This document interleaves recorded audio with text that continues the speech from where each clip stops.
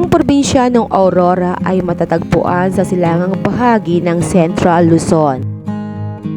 Nakaharap ito sa karagatang Pasipiko at ang kapital nito ay ang bayan ng Baler. Ang probinsyang ito ay mayaman sa mga puno ng niyog o coconut tree, kaya ang pangunahing produkto nila dito ay ang pagkokopra. Ito rin ang nagsusupply ng mga produktong niyog sa mga karatig probinsya nito kagaya ng Quirino, Nueva Vizcaya, Nueva Ecija, Bulacan at marami pang iba. Dahil ang probinsyang ito ay nakaharap sa karagatang Pasipiko, ito ay mayaman din sa mga produktong lamang dagat. Dito ay makakabili ka ng murang mga isda na sadyang napakamahal sa mga palengke o sa mga bilihang bayan ng ibang probinsya. Sadyang napakabilis ang pag-unlad ng probinsyang ito dahil ito ay dinarayo ng mga maraming turista, banyaga man o mga kapwa nating Pinoy. Dito kami tumuloy sa Dinalungan. Dito ay hindi pa masyadong dinarayo ng maraming tao, kung kaya't makakapagpahinga ka at ma-enjoy mo ang mga tanawin na sobrang napakaganda.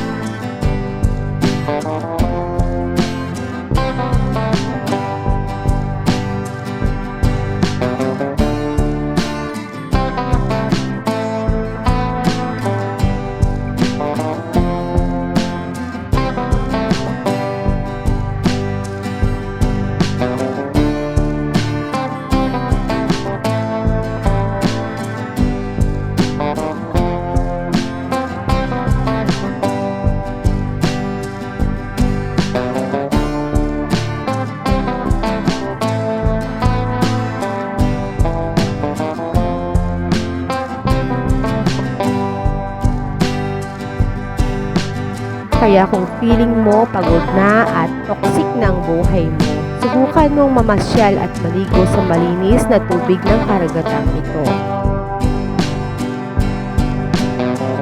Bago ko makalimutan, ang halaga pala ng cottage dito ay 1-2, yung pangdalawahan lang, at ang pinakamahal siguro pang family ay ang 4-5.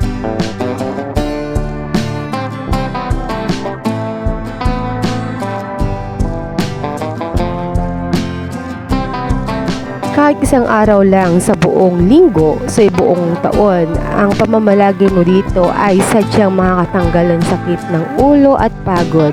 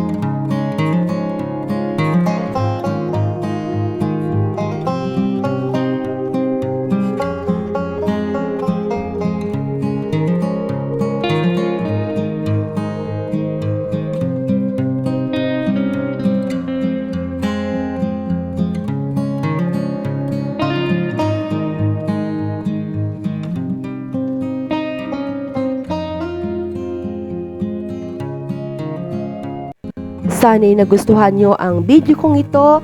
Paki-like naman, subscribe at share na rin. Ako si Jen Estaria L. Hanggang sa muli nating pagkikita. Bye-bye!